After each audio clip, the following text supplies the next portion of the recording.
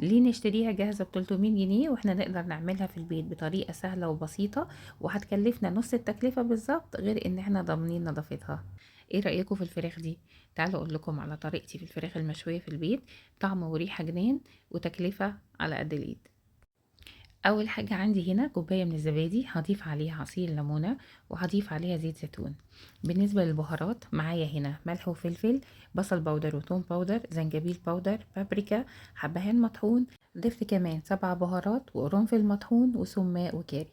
هخلط المكونات دي كلها مع بعض. اللي ما عندهوش زبادي ممكن نخلط المكونات دي كلها ونستبدل الزبادي بنص كوباية من الحليب. ضفت كمان معلقة صغيرة من دبس الرمان، وانتوا زي ما انتوا شايفينه كده متجمد لان انا حطاه في التلاجة، ودبس الرمان ده انا كنت عاملاه في البيت، هبقى انزل لكم الطريقة بتاعته. الفرخة اللي معايا دي حوالي 2 كيلو، غسلتها كويس قوي وحطيتها في محلول نقع.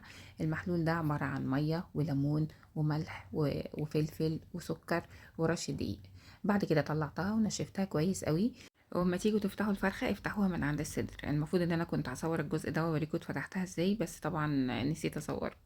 لو الفرخة وزنها كبير والصدر بتاعها كبير زي الفرخة اللي معايا دي، ببدأ افتح الصدر شرايح بالشكل ده. الشرايح دي بتكون بسمك شرايح الفراخ البانيه، واهم حاجة ما نوصلش السكينة للاخر عشان ما نفصلش الشرايح دي عن بعض. انا عايزاهم في الاخر كلهم بيكونوا ماسكين في العظمة زي ما هم. بعد كده هبدأ اوزع التتبيلة على الفرخة كلها. لو تلاحظوا انا ما حبيتش اعمل فتحات للفرخة من بره من على الجلد، عشان طبعا انا حابة ان الشكل النهائي للجلد ما يكونش متقطع ويكون شكله حلو. بس اهم حاجة اوصل التتبيلة دي لكل اللحم بتاع الفرخة من تحت الجلد. هخلص تتبيلة الفرخة من بره كلها واتأكد اني وصلت التتبيلة لكل الاجزاء بتاعتها، وبعد كده هبدأ اتبل اللحم بتاعها. زي ما انتوا شايفين الصدر كده، هبدأ اخد التتبيلة واضيفها ما بين الطبقات اللي احنا فصلناها مع بعض بالسكينة، الشرايح دي. وبكده التتبيلة بتبقى وصلت لكل جزء من أجزاء الفرخة، واللحم كله بتاعها يتبل كويس. أهم حاجة بعد ما بنتبل الفرخة كويس بندخلها التلاجة أقل حاجة ساعة ساعتين، علشان نضمن إن اللحم كله شرب من التتبيلة وجاهز على التسوية. طبعا كلنا عارفين كل ما الفراخ واللحمة بنسيبها وقت كبير في التتبيلة كل ما بتدينا نتيجة أفضل. هتبل معاكم الصدر التاني. ممكن كمان نتبل اكتر من فرخة ونشيلها في الفريزر وتبقى جاهزة على التسوية، ونخرجها وقت ما نحب ان احنا نسويها بس. وبنسيبها تفك شوية وبعد كده بتدخل الفرن تستوي على مهلها. بعد ما خلصت تتبيلة صدر الفرخة ابدأ اتبل بقى الفرخة كلها من جوه. طبعا هي فرخة مغسولة كويس، اللون الاحمر ده مش دم ولا حاجة، بس ده لون العظم بتاعها. بعد كده هعمل فتحات في الوراك بتاعة الفرخة عشان ابدأ اوصل التتبيلة للوراك كمان، وتبقى كده ضمنا ان الفرخة كلها وصل لها التتبيلة. تمام، نعمل فتحات بالسكينة كده، بس طبعا ايه ما نحاولش نوصلها للاخر عشان ما نقطعهاش من الظهر. وابتدي ادخل بقى التتبيلة جوه الفتحات دي. كده الفرخة جاهزة عندي، دخلتها التلاجة حوالي ساعتين. والافضل طبعا ان احنا نتبلها قبلها بيوم، هتدينا نتيجة احسن. هحط الفرخة على ورق زبدة وهلفها كويس قوي، وهلفها بكذا طبقة عشان اضمن ان هي مقفولة كويس. تمام.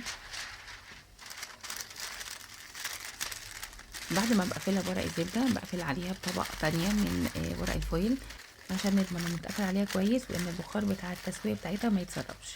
طبعا كلنا عارفين ان احنا ما ينفعش ورق الفويل يكون ملامس للحمة او الفراخ بتاعتنا مباشرة، فلازم نحط ورق الزبدة ده. تمام. بعد كده هدخلها الفرن، اتقفلت حوالي ساعتين في الفرن في الرف الاوسط، وبنحط طبعا اللفة دي كلها في صينية. والوقت طبعا معتمد على حسب حجم الفرخة، يعني لو حجم الفرخة أكبر من كده هنستنى عليها شوية كمان.